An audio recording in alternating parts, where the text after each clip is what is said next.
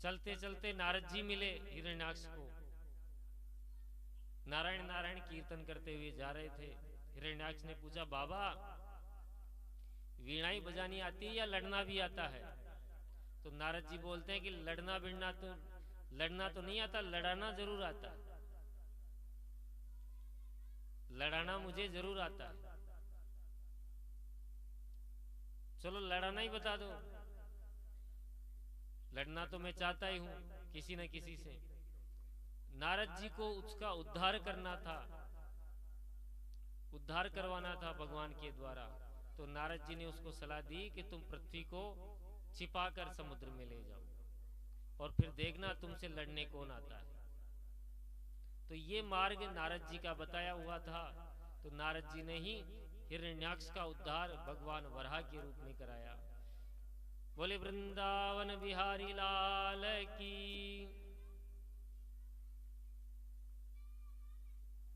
इस तरह भगवान ने हिरण्याक्ष का उद्धार किया। श्रीमद् भागवत में मनु शतरूपा की 3 बेटियों का वर्णन हमने आपको बताया। तीनों बेटियों में जो मंझली बेटी देवहूति थी, उसका विवाह कर्दम ऋषि के साथ में हुआ। कर्दम जी ने विवाह के समय एक शर्त रखी कि एक संतान होते ही मैं वन को चला जाऊंगा, विरक्त हो जाऊंगा। देवहूति मां ने ये शर्त स्वीकार कर ली और हर्षोल्लास से दोनों का विवाह संपन्न हुआ। विवाह होते ही कर्दम जी जो है समाधि लगाकर बैठ गए। कई सैकड़ों हजारों वर्ष तक कर्दम जी की समाधि लगी रही। अब अभी नया नया विवाह हो के आया है, विवाह आते ही कर्दम जी ने समाधि लगा ली। अब देवहूति माँ उनका फिर भी समाधिस्थ ऋषि बैठे हुए हैं, तो भी उनका पूरा देख रेख करना, उनके ऊपर से माटी हटाना, कोई भी श्रृंगार देवहूति ने नहीं किया। उनकी जटाएं भी उलझ गई, लंबी लंबी जटाएं, हजारों वर्ष तक समाधि लगी महाराज। और जब कई वर्षों के उपरांत कर्दम जी की समाधि खुली तो सामने देवी जी को बैठा देखा। परम आश्चर्य हुआ कि देवी जी आप कौन? भूल गए ऋषि तो।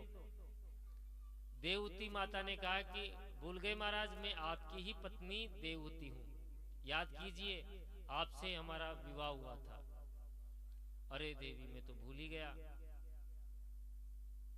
और आपकी इस सेवा से, इतने वर्षों तक आपने मेरी सेवा करी है, इस सेवा से मैं प्रसन्न हूं, मांगिए क्या वर मांगती है। तो माँ देवहूति ने कहा कि मुझे महाराज कुछ नहीं चाहिए, आपने विवाह के समय वचन दिया था एक संतान पुत्र होने का, बस वही मेरी कामना है। कर्दम ऋषि बड़े प्रसन्न हुए तो उन्होंने अपने संकल्प के द्वारा एक विमान उत्पन्न किया जिसका नाम था कामद विमान। और उस विमान की ये विशेषता थी कि न कोई डीजल न पेट्रोल, जहां मन की कामना हो, मन के संकल्प से ही वह विमान, और जहां की इच्छा करे वहीं वह विमान यात्रा करे। तो महाराज उस विमान में दोनों पति पत्नी देवहूति और कर्दम जी सवार हुए और संसार इच्छा से पूरे संसार में अलग अलग जगह भ्रमण किया। और कालांतर में जाके उनके यहाँ 9 कन्याओं का जन्म हुआ।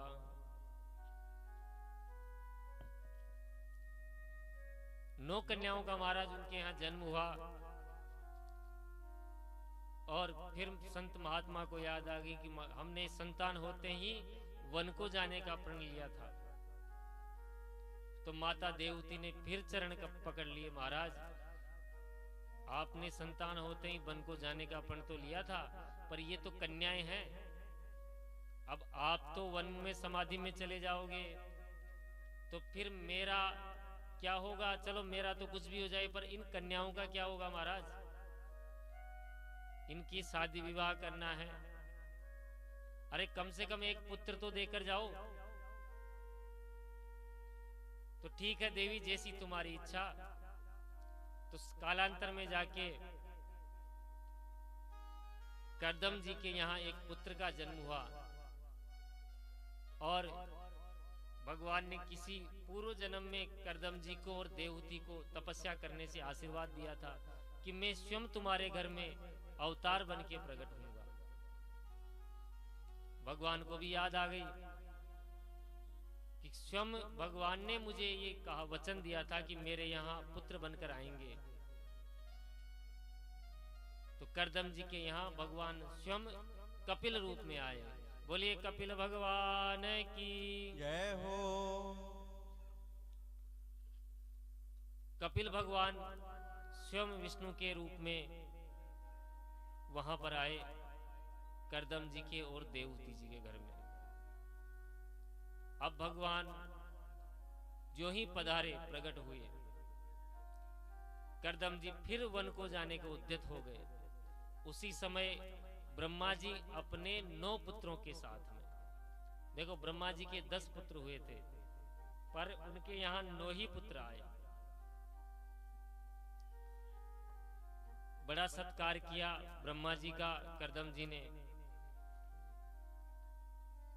जब करदम ऋषि ने ब्रह्मा जी के साथ में 9 पुत्रों को देखा और अपने घर में 9 बेटियां थी, तो करदम ऋषि ने भगवान ब्रह्मा से प्रार्थना की कि महाराज बहुत बढ़िया संयोग हुआ है कि देखो आपके 9 बेटा और मेरे 9 बेटियां, क्यों न इनका विवाह आपके इन पुत्रों के साथ में कर दिया जाए। तो ब्रह्मा जी तो सृष्टि का विस्तार करने के लिए तैयार बैठे ही थे, वो तो चाहते भी यही थे।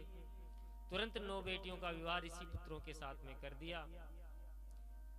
जो कला देवी का विवाह मरीचि मुनि के साथ में किया, अनुसुईया का विवाह अत्रि के साथ में, अरुंधति का विवाह वशिष्ठ जी के साथ में, ख्याति का विवाह भृगु जी, शांति का विवाह अथर्वण, क्रिया का क्रतु से, हविर्भु का पुलस्त से किया। 10 बेटा थे ब्रह्मा जी के। नारद जी एक जगह टिकते नहीं थे, इधर उधर घूमते रहते थे, तो नारद जी का विवाह नहीं हुआ। जब बेटियां ससुराल चली गई, करदम जी बोले कि देवी बेटियों का दायित्व मेरा पूरा हो गया, ससुराल चली गई, बेटा भी हो गया, मेरे भी सारे दायित्व पूरे हो गए, इसलिए अपने राम तो अब चलते हैं, अब नहीं टिकेंगे। तो अब की बार देवहूति माता ने ज्यादा रोकने का दुराग्रह भी नहीं किया, करदम जी वन को चले गए। देखो घर में कितनी भी अनुकूलता हो, पर जीवन के चतुर्थ चरण में व्यक्ति को वैराग्य धारण कर ही लेना चाहिए।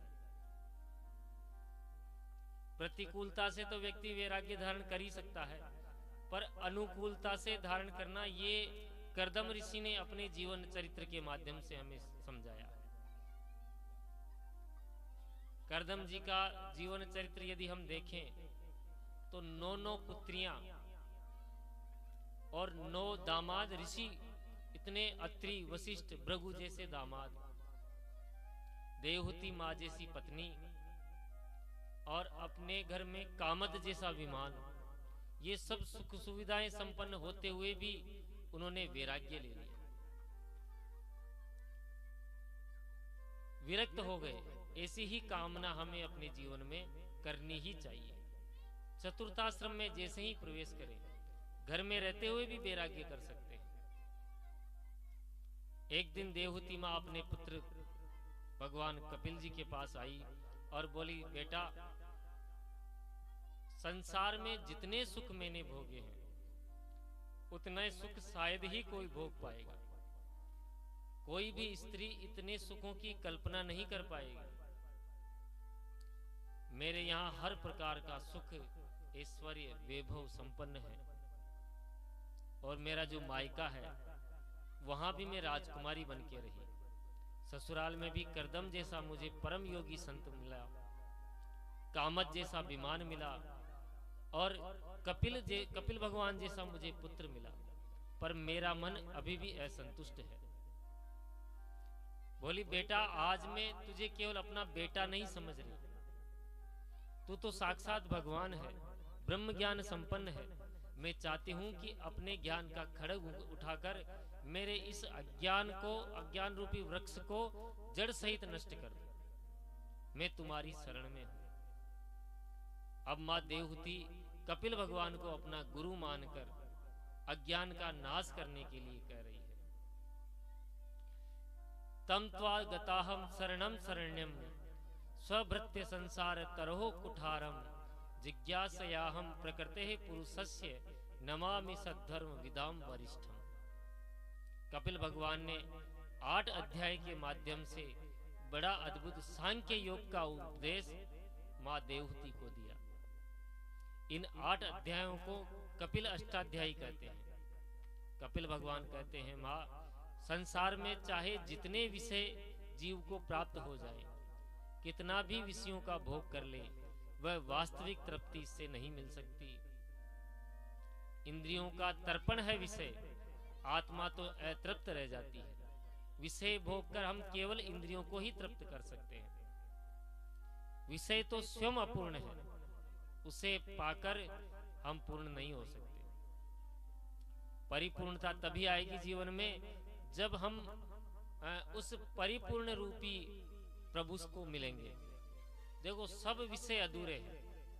जितने विषय आप ग्रहण करते रहोगे, उस विषय की कामना बढ़ती रहेगी, अधूरी रहेगी। पूर्ण कौन है? तो पूर्ण मदः पूर्णमिदं पूर्णात् पूर्णमुदच्यते पूर्णस्य पूर्णमादाय पूर्णमेवावशिष्यते। परिपूर्ण प्रभु के पाद पद्मों को पाए बिना इस जीवन में परिपूर्णता, आनंद आ ही नहीं सकता। अपने मन को हटाकर जगदीश्वर में लगाओ। ये मन जब जगदीश्वर में लग जाएगा तभी पूर्ण हो जाएगा। बोलिए भागवत भगवान की जय हो। हम जगदीश्वर को याद करके फिर कपिल भगवान का आगमन कुछ क्षण में हमारे मध्य में होने वाला है।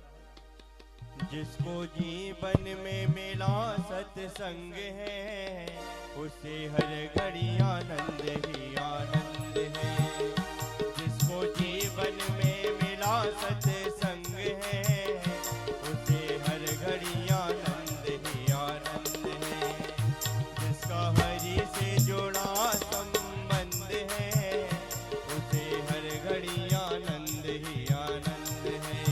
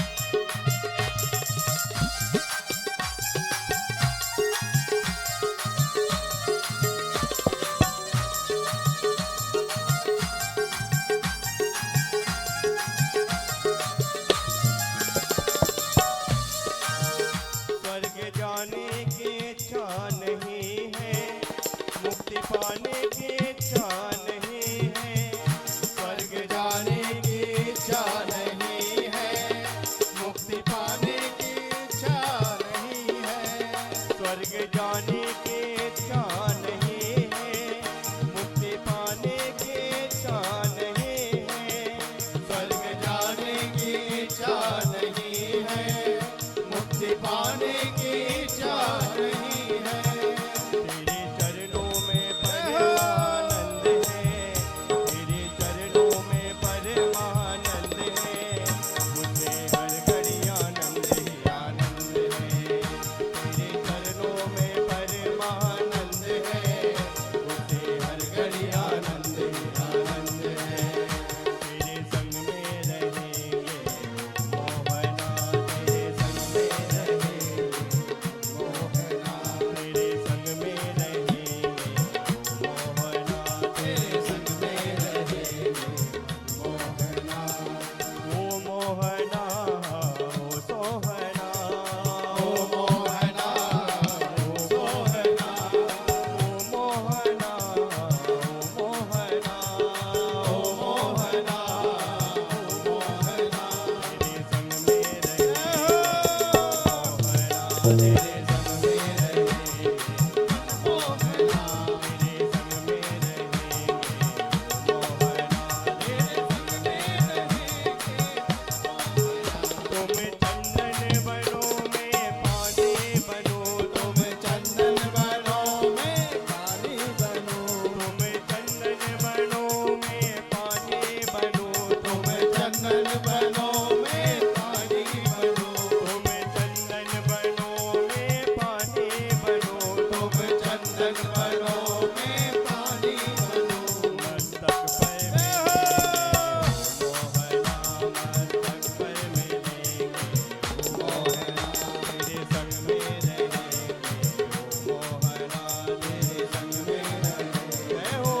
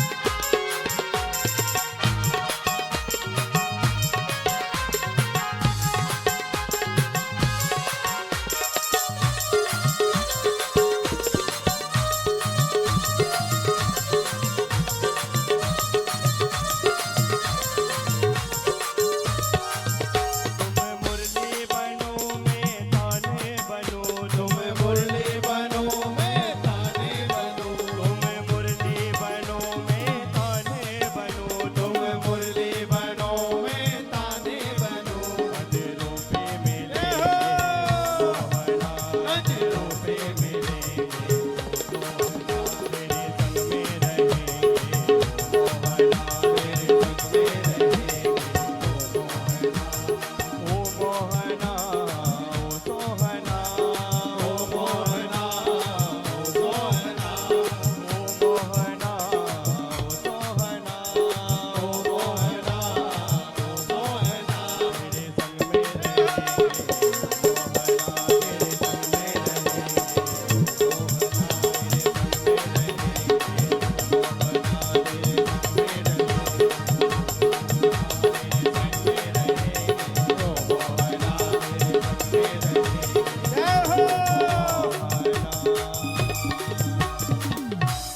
बोल कृष्ण कन्हैया लाल की जय हो बोल बावन भगवान की जय हो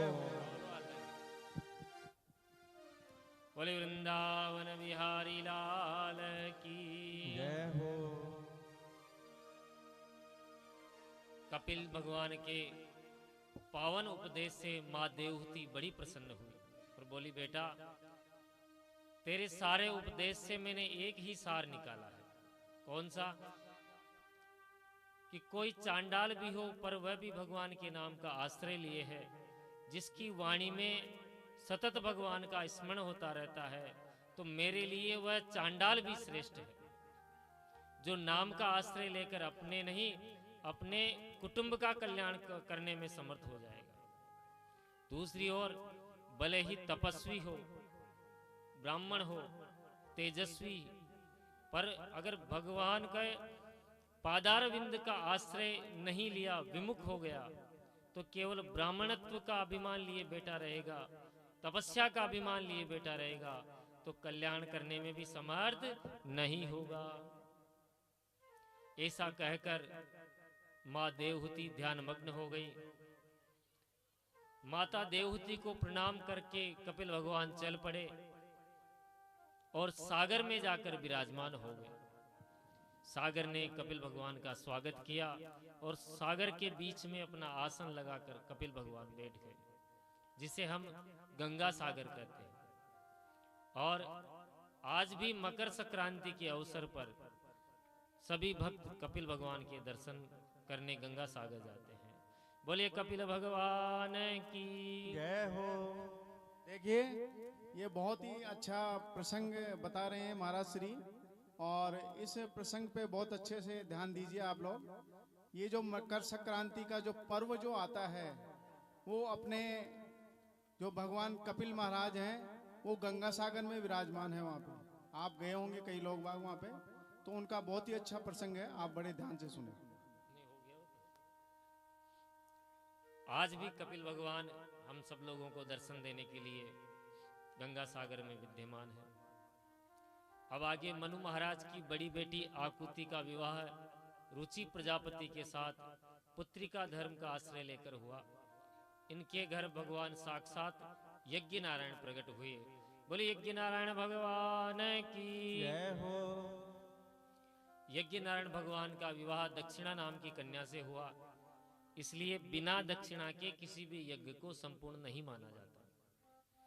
सुखदेव कहते हैं, परीक्षित मैंने मैत्रेय मुनि और विदुर जी का ये प्रसंग सुनाते हुए देवहूति माँ की जो 9 बेटियां हुई थी, उनमें अनुसुईया का विवाह अत्रि मुनि से हुआ।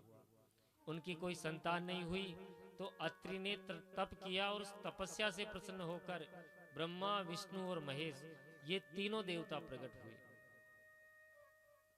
तो अनुसुईया ने कहा, मैंने तो एक को पुकारा, आप तीनों आए हैं। तो भगवान कहते हैं कि जो व्यक्ति ये समझे कि हम 3 अलग अलग हैं, तो ये गलत है। हम तीनों अलग अलग नहीं, हम तीनों एक ही हैं। अच्छा महाराज, अब आई गए तो क्या वरदान चाहिए? कि मैं तो पुत्र की कामना के लिए आपका स्मरण किया, आपकी तपस्या की। तो तीनों देवताओं ने वरम ब्रूयात, वर मांगने को कहा, वर दिया। तो 3 ही पुत्र स्वयं ब्रह्मा और विष्णु महेश के रूप में अत्रि और अनुसुईया के घर पधारे। तीनों ने तथास्तु कहा, फलस्वरूप तीनों बेटा बनकर आए। ब्रह्मा जी के अंश से चंद्रमा हुए, शिव जी के अंश से दुर्वासा मुनि और नारायण के अंश से माँ अनुसुईया के गर्भ में साक्षात भगवान दत्तात्रेय बनकर प्रकट हुए। बोले दत्तात्रेय भगवान की जय हो। दत्तात्रेय ने अपने जीवन के 24 गुरु बनाए, तो उन 24 गुरुओं की कथा धीरे धीरे भागवत के माध्यम से आपको सुनाई जाएगी। मैत्रेय मुनि कहते हैं, विदुर जी, मनु महाराज की सबसे छोटी बेटी प्रसूति का विवाह दक्ष प्रजापति के साथ हुआ, जिनकी 16 बेटियां हुई। उन 16 कन्याओं में 13 तो धर्म की पत्नियां बनी, और धर्म की मूर्ति नामक पत्नी के गर्भ से भगवान नर और नारायण प्रकट हुए, जो आज भी बद्रीनाथ में विराजमान है। बोले नर नारायण भगवान की जय हो। स्वाहा नाम की एक बेटी अग्निदेव को ब्याही, स्वधा नाम की बेटी पितरों को ब्याही, और एक बेटी भगवान शंकर को ब्याही, जिसका नाम सती देवी है।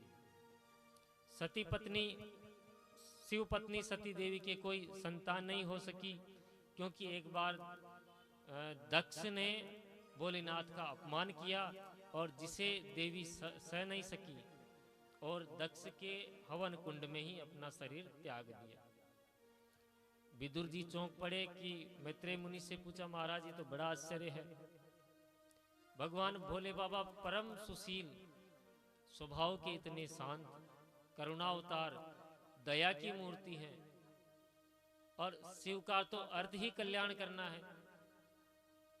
ऐसे कल्याण रूप भगवान शिव का दक्ष प्रजापति ने अपमान किया, तो ये बात तो इसका पूरा विस्तार पूर्वक मुझे ये कथा सुनाइए। तब मैत्रेय मुनि कहते हैं, विदुर जी, एक बार प्रजापति ब्रह्मा ने समस्त देव परिकर के बीच में अपने प्रिय पुत्र दक्ष को प्रजापति घोषित कर दिया। हर काल में एक एक प्रजापति होता है, उस समय दक्ष को प्रजापति बना दिया। तो दक्ष ने प्रजापति, जैसे किसी को प्रधानमंत्री बना दिया जाता है तो अपने स्वागत शपथ समारोह जरूर करता है, सबको इनविटेशन कार्ड भेजता है, सब आते हैं। तो दक्ष प्रजापति ने अपना सम्मान समारोह आयोजित किया। सब छोटे से लेकर बड़े तक सब देवता, सबको उस निमंत्रण दिया गया, सब उसमें आए। ब्रह्मा जी भी आए, विष्णु जी आए, भगवान शंकर भी पधारे। जब उस सभा पांडाल के मध्य में दक्ष ने प्रवेश लिया, अपने रथ आदि पर जो भी साधन था उस पर बैठकर, तो सब सम्मान में खड़े हो गए, सब देवता परिकर, पर भगवान विष्णु, ब्रह्मा जी और शंकर खड़े नहीं हुए। ब्रह्मा जी का तो पुत्र था इसलिए नहीं खड़े हुए, भगवान विष्णु ने सबको प्रकट किया है, पालन करता है, लेकिन भगवान शंकर की महिमा को भी वो जानता है, पर अपना प्रिय दामाद है, ये सोचा कि इसको तो कम से कम खड़ा होना चाहिए। ये सोचकर भी जब ये देखा कि शंकर भगवान खड़े नहीं हुए, उसको बड़ा क्रोध आया। सभा में जब अपना भाषण प्रारंभ किया, तो भाषण प्रारंभ करते ही दक्ष कहने लगे कि यदि सभा के मध्य के अंदर एक दुष्ट प्रवृत्ति का व्यक्ति आ जाता है तो पूरी सभा धूमिल हो जाती है। अब सब एक दूसरे की तरफ देखने लग गए कि इस सभा में तो सभी सभ्य ही सभ्य लोग बैठे हैं, ये दुष्ट प्रवृत्ति का व्यक्ति कौन है यहाँ पर, ये किसकी तरफ इशारा कर रहे हैं। सब एक दूसरे का मुंह देखने लग गए। तो दक्ष प्रजापति ने कहा, एक दूसरे का मुंह क्यों देख रहे हो, ये तुम्हारे बीच में शंकर नहीं बैठा है।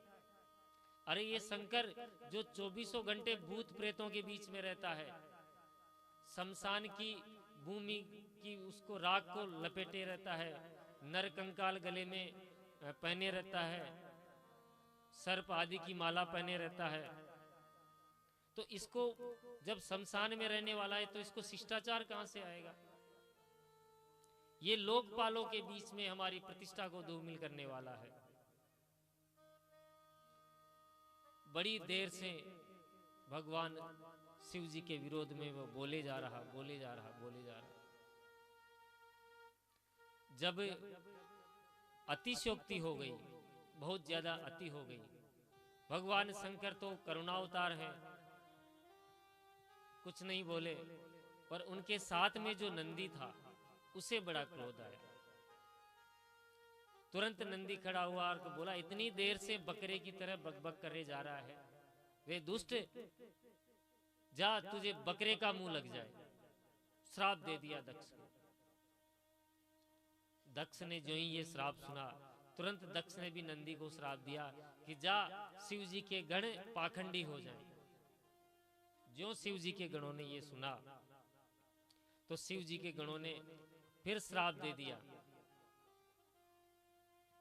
कि जा तुझे जो ये सभा में जो ये लोग देख रहे हैं, ये जो संत देख रहे हैं जिन्होंने तुम्हारा अभिषेक किया है, ये भी पाखंडी हो जाए, दुष्ट हो जाए। अब शंकर भगवान ने देखा कि ये आशीर्वाद समारोह, ये सत्कार समारोह चल रहा है या कोई साप समारोह चल रहा है। तुरंत सबको शांत किया और बोला, हम ही इस झगड़े की मूल जड़ हैं, हम ही यहाँ से निकल जाते हैं। तो शंकर भगवान अपने गणों को साथ लेकर कैलाश आ गए। पर दक्ष प्रजापति के मन को सांत्वना नहीं मिली, क्योंकि जो अपमान उसे करना चाहिए था शिव जी ने तो कुछ कहा ही नहीं। उसके हृदयगत ज्वाला शांत नहीं हुई तो उसने हरिद्वार क्षेत्र में, ऋषिकेश क्षेत्र में एक यज्ञ का आयोजन किया। सब देवताओं को फिर निमंत्रण दिया, सबको बुलाया, छोटे से लेकर बड़े तक के देवता को बुलाया। द्वारपाल, दिक्पाल, क्षेत्रपाल, लोकपाल, सबको बुलाया। पर उस यज्ञ में निमंत्रण आने के बाद भी ब्रह्मा जी नहीं आए और विष्णु भगवान नहीं आए, क्योंकि उन्हें पता था कि शंकर भगवान को निमंत्रण नहीं दिया। वो दोनों देवता नहीं आए। अब जब यज्ञ का दिन आया, सभी देवता लोग अपने अपने विमान पर बैठकर चाह करके कैलाश के ऊपर से अपने विमान, रास्ता इधर से था पर विमान को उधर से उड़ा के लेके जाते, क्योंकि जब दिखाना ना, भाई देखो तुम्हारे निमंत्रण नहीं है, हमारे आ रहे, हम जा रहे हैं, चिढ़ाने के उद्देश्य से। सती माता ने देखा कि आज तो आकाश में खूब विमान उड़ रहे हैं, क्या बात है। एक विमान को थोड़ा रोक कर पूछा कि क्या बात है, आज ये इतने सारे विमान किधर जा रहे हैं। तो एक देव कन्या ने कहा कि देवी आपको पता नहीं, आज तुम्हारे पिताजी ने बड़ा भारी यज्ञ का आयोजन किया है, तुमको निमंत्रण नहीं दिया। सती माता ने कहा नहीं नहीं, निमंत्रण दिया है, अभी हम भी जाएंगे थोड़ी देर। झूठ मूठ बोल दिया। थोड़ी देर बाद में समाधि खुली भगवान भोले बाबा की। तो माता सती ने, अब यहाँ शब्दों का चातुर्य देखना, किस चतुरता से सती माता ने भगवान शिव से पूछा है कि क्या आपको पता नहीं, आज आपके ससुर जी ने यज्ञ का आयोजन किया है। यहाँ खुद के पिता के लिए भी बोल सकती थी, लेकिन आत्मीयता दिखाने के लिए कि आपके ससुर ने एक यज्ञ का आयोजन किया है, तो आपको वहां अवश्य जाना चाहिए। शिव जी ने कहा कि देवी क्या निमंत्रण आया है। माता जी ने कहा कि निमंत्रण तो नहीं आया, लेकिन भेजा जरूर होगा, हो सकता है डाक विभाग की गलती से लेट हो गया हो, पर मेरे पिताजी ने निमंत्रण जरूर भेजा होगा कि देवी जी इन सबके निमंत्रण आया है, हमारे निमंत्रण नहीं आया, तो हमें वहां नहीं जाना चाहिए। अब सती को बड़ी इच्छा थी जाने की, कि बोली नहीं, ऐसा हो ही नहीं सकता है, निमंत्रण तो जरूर भेजा होगा। तो शिव जी ने जो दक्ष स्वागत समारोह में जो पूरी विस्तार से जो घटना हुई वह सब सती माता को सुनाई कि ऐसे ऐसे हमारा अपमान करने के उद्देश्य से ये यज्ञ का आयोजन किया गया है। माता जी ने कहा कि बोले बाबा आप तो ऐसे ही ससुर जवाई में तो थोड़ी बहुत खटपट चलती रहती है, इसको मन से लेने की आवश्यकता नहीं है, आपको अवश्य चलना चाहिए। शिव जी ने कहा कि देवी जी निमंत्रण आया नहीं तो मैं तो नहीं जाऊंगा, तो क्या बाबा मैं जा सकता हूं, मैं जा सकती हूं। शिव जी ने कहा कि आपको भी वहां जाने की कोई आवश्यकता नहीं, क्योंकि निमंत्रण के बिना किसी, चाहे अपने ससुराल में, तो कम से कम नहीं जाना चाहिए, किसी और के घर को छोड़कर। सती माता रुष्ट हो गई और बोली, स्वामी यदि आप नहीं जाते तो क्या मैं जा सकती हूँ? भोले बाबा कहते हैं कि मैं तो मना करता हूँ और अब आपकी इच्छा है जाने की। माता जी की काफी इच्छा थी तो जाने के लिए उद्यत हो गई। तो बाबा मैं जाऊं? भोले बाबा समाधि लगाकर बैठ गए, न कुछ हाँ बोले न ना बोले। थोड़ी दूर सती माँ चली गई, फिर आवाज लगाई, तो मैं सचमुच जा रही हूं। फिर थोड़ी आगे चली गई, बोले बाबा एक आंख खोल के देखते हैं गई कि नहीं गई। फिर वापस आ गई कि तो मैं सचमुच जा रही हूं। फिर बोले बाबा आंखें बंद करके बैठ गए। जब काफी देर तक कोई आवाज नहीं आई तो शिव जी ने अपने गणों को बुलाकर, नंदी आदि जो गण थे उनको बुलाकर साथ साथ भेजा कि तुम भी माता जी के साथ साथ जाओ। माता जी अकेली गई है। नंदी आदि गण साथ गए कि माता जी आप अकेले कहाँ जा रही हैं? हम है ना, ये आपकी सवारी है, आप इस पे आराम से विराज जाइए। आप पैदल क्यों जा रही हैं? आराम से बैठ के जाइए। शिव जी के गण सहित माता जी यज्ञ मंडप में पधारी। सबसे पहले अपने पीहर में गई तो अपनी माँ के अतिरिक्त उसे कोई हंसकर नहीं बोला, सब कटुता में बोले। और जब यज्ञशाला में प्रवेश किया तो छोटे से छोटे देवता का भी यज्ञ भाग वहां पड़ा हुआ मिला, निकाला हुआ मिला, किंतु शिव जी का कोई भाग निकाला हुआ नहीं मिला। यह देखकर सती मां क्रोध की ज्वाला में भर गई और अपने पिता से बोलने लगी कि रे दक्ष, आज मुझे बड़ी ग्लानि हो रही है कि ये शरीर तेरे द्वारा पैदा किया गया है। मैं यदि अपने वापस ससुराल जाऊंगी तो मुझे दक्ष कन्या कहकर पुकारा जाएगा, मुझे बड़ी ग्लानि होगी और ये इन सब की जड़िए मेरा शरीर है। यह कहकर मां सती ने सशरीर उस यज्ञ की अग्नि में अपना शरीर का नष्ट कर लिया। ज्यों सती मां ने यज्ञाग्नि में प्रवेश पाया, शिव जी के गण उस यज्ञ का विध्वंस करने लगे, पर यज्ञ राक्षसों के द्वारा मार पीट कर उन शिव जी के गणों को भगा दिया।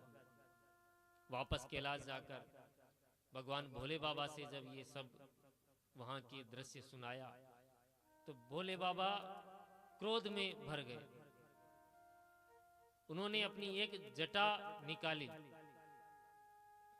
उस जटा निकालते ही उसमें से एक भयंकर कृत्या प्रकट हुआ। जैसे ही कृत्या का प्रकट हुआ तो कृत्या हाथ जोड़कर बोली कि मुझे आज्ञा दीजिए। भगवान ने कहा, भो वीर तव भद्र है, हे वीर तुम्हारा कल्याण हो। तो उसका नाम हुआ वीरभद्र, जो आज भी सभी शिवालयों के बाहर द्वारपाल के रूप में स्थित रहता है। वीरभद्र। वीरभद्र ने कहा कि मेरे लिए क्या आज्ञा है? भोले बाबा ने कहा कि दक्ष यज्ञ जही, उस दक्ष का यज्ञ के साथ विध्वंस कर दो। वीरभद्र ने जाकर पूरे यज्ञ का विध्वंस कर दिया। वहां जो भी यज्ञ करता, जो यज्ञ करवाने वाले आचार्य थे, उनको खंड भंड कर दिया, विक्षित कर दिया। पूरे यज्ञ का विध्वंस करके और अंत के अंदर उस दक्ष का सर मस्तक से काट दिया और यज्ञ की ज्वाला में जला दिया। जब अन्य देवताओं ने ये सब कृत्य देखा तो ब्रह्मा जी के पास गए। ब्रह्मा जी ने कहा, भाई जिसने ये सब किया है उसी के पास चलना चाहिए, क्योंकि यज्ञ अधूरा रहता है तो पूरे सृष्टि को उसका दोष लगता है। तो प्रजापति दक्ष ने जो यज्ञ किया था तो वह भी संपूर्ण होना चाहिए। सभी देवता मिलकर ब्रह्मा जी के पास गए। ब्रह्मा जी नारायण के साथ में भोले बाबा के पास गए। भोले बाबा तो करुणावतार थे, जल्दी ही प्रसन्न हो गए और वापस आके देखा यज्ञ की स्थिति कि यज्ञ बिना यजमान के तो कैसे पूरा हो। भाई दक्ष प्रजापति का तो सर ही कट गया, जल गया। यज्ञ पूरा होने के लिए यजमान का होना आवश्यक है। तो वहां एक बकरा था बलि के लिए जो रखा था, उस बकरे का सर दक्ष प्रजापति के ऊपर लगा दिया। और भोले बाबा तो वैसे ही मृत्युंजय महादेव त्राहि माम शरणागतम, जन्म मृत्यु जरा रोगी पीड़ितम कर्म बंधने, मृत्यु पे विजय करने वाले भोले बाबा है। उन्होंने दक्ष प्रजापति को पुनः जीवित कर दिया बकरे का मुंह लगाकर। अब बकरा का मुंह लगा हुआ दक्ष प्रजापति भोले बाबा की स्तुति कर रहा। कैसे कर रहा? बम बम बम बम बम बम, क्योंकि वो बोलना तो कुछ जा रहा लेकिन मुंह से केवल बम बम की ध्वनि निकले। तो आज भी शिवालय में जब हम कहते हैं ना बम बम बम बम, तो भोले बाबा बड़े प्रसन्न होते हैं, क्योंकि देखो मेरे ससुर की तरह बोल रहा है। इसीलिए हम लोग बम बम बोले कहते हैं कि देखो मेरे ससुर की आवाज आ रही है। बकरे का मुंह लगाकर दक्ष प्रजापति को जीवित किया और यज्ञ पूरा किया। तो मैत्रेय मुनि से विदुर जी का संवाद चल रहा है। ये पूरी कथा सुनाई कि इस तरह दक्ष प्रजापति ने यज्ञ पूरा किया। इसके बाद सती का पावन चरित्र मैत्रेय मुनि ने विदुर जी को श्रवण करवाया।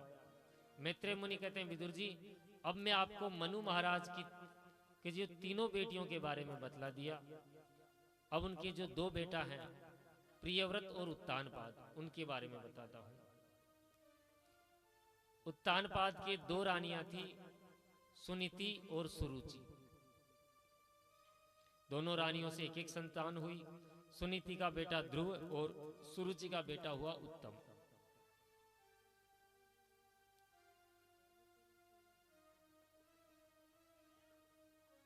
विचार से हम देखें तो हम सब उत्तानपाद हैं। जो उत्तानपाद हुए, उत्तानपाद किसे कहते हैं? जिसके ऊपर पैर हो और नीचे सिर हो। गर्भावस्था के दौरान हमारे भी पैर ऊपर रहते हैं और सर नीचे रहता है। उत्तानपाद की दो रानियां थी, सुरुचि और सुनीति। हमारे भी दो ही रानियां हैं।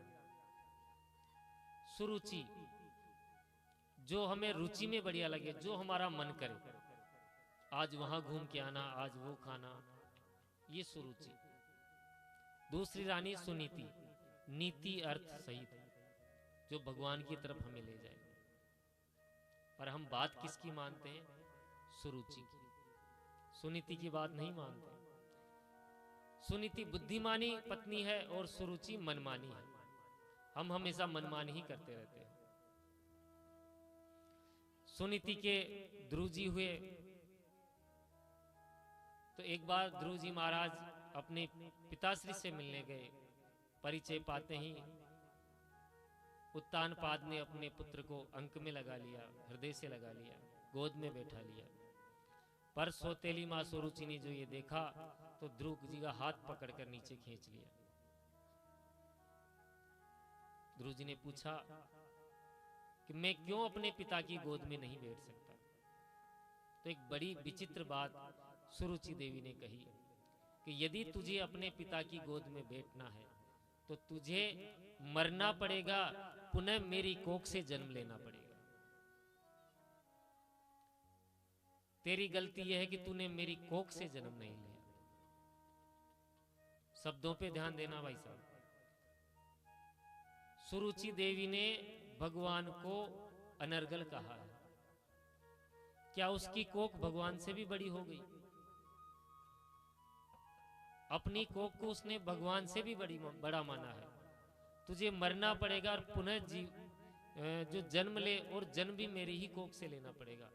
इतनी बड़ी बात सुरुचि देवी ने बताई और डांट कर भगा दिया ध्रुव जी महाराज को। ध्रुव जी महाराज रोते रोते गए अपनी मां के पास। और जब ये पूरा प्रसंग सुनीति देवी ने सुना, हृदय से लगा दिया। पूछा, बेटा इसमें ग्लानि करने की कोई बात नहीं। यदि तुझे गोद में ही बैठना है, ये अधिकार भगवान ही तुझे दे सकते हैं। इसके अलावा ये अधिकार देने वाला कोई नहीं। और ये सही कहा है ते जो सोतेली माने कि तुझे भगवान ही ये अधिकार दे सकते हैं, इसके अलावा कोई नहीं दे सकता। तो भगवान कहाँ मिलेंगे? भगवान तपस्या करने से मिलेंगे। बड़ी सुंदर बात मां सुनीति ने ध्रुव जी को समझाई। तो ध्रुव जी तपस्या करने के उद्देश्य से वन को चले गए। मन में ये निश्चय कर लिया कि अब जब तक मैं पिताजी की गोदी में बैठने का अधिकार भगवान नहीं दे देते तब तक मैं वापस नहीं आऊंगा। माँ से पूछा, माँ वो कहाँ मिलेंगे?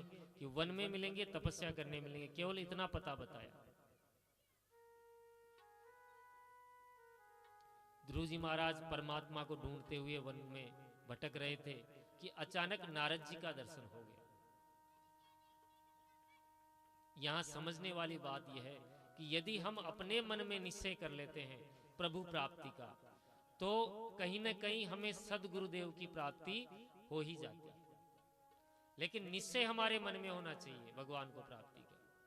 ध्रुव जी ने ये प्रगाढ़ निश्चय किया भगवान को प्राप्ति का, तो उनको सदगुरु की प्राप्ति नारद जी के रूप में हो गई। अब गुरु महाराज जो भी मिले चलते ही चेला तो बना नहीं लेते, चेले की परीक्षा जरूर लेते हैं। उन्होंने भी ध्रुव जी की परीक्षा ली कि ये पक्का चेला है कि नहीं। ध्रुव जी को पूछा, बोला कि किस लिए आए हो? कि भगवान को प्राप्त करने आया हूं, उनके दर्शन करने आया हूं। नारद जी ने देखा 5 वर्ष की अवस्था में छोटा सा बालक है और इसका निश्चय इतना बड़ा है, पहले परीक्षा तो ले लूं। बोला कि तू भगवान को पाएगा। अरे ये देख, जंगल के अंदर हजारों लाखों वर्ष हो गए इन ऋषियों को तपस्या करते, करोड़ों वर्ष हो गए तो भी भगवान नहीं मिले, और तू 5 वर्ष की अवस्था में उनको पाने चला है।